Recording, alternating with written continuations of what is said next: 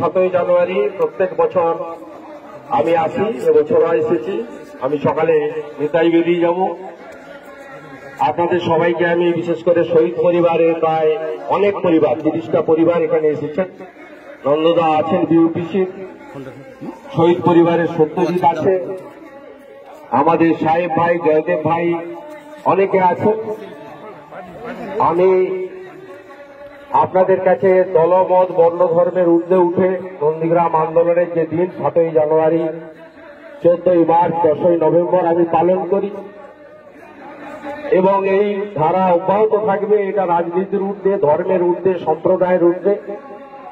আজকে এই 2007 সালে ভরত মন্ডল, বিশ্বজিৎ মাইতি, সেলিম শহীদ হয়েছিলেন 8 তারিখ। আপনারা জানেন আমি সকালবেলা নিজে এসে সেলিমের দেহ তুলেছি।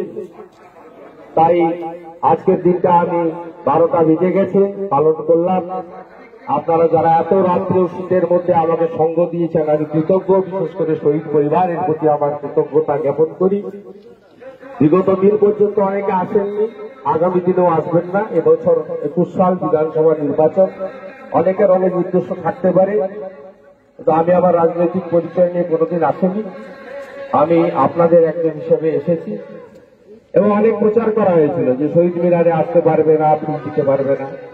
এই যে শুভেন্দু অধিকারী এসব ভয় করে না। আমি রক্তচক্ষু উপেক্ষা করে লড়াই করেছি, আগামী দিনে এই লড়াই চলবে।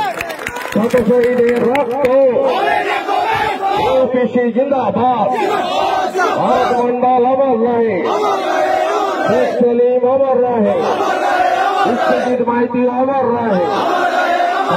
ভালো থাকবেন।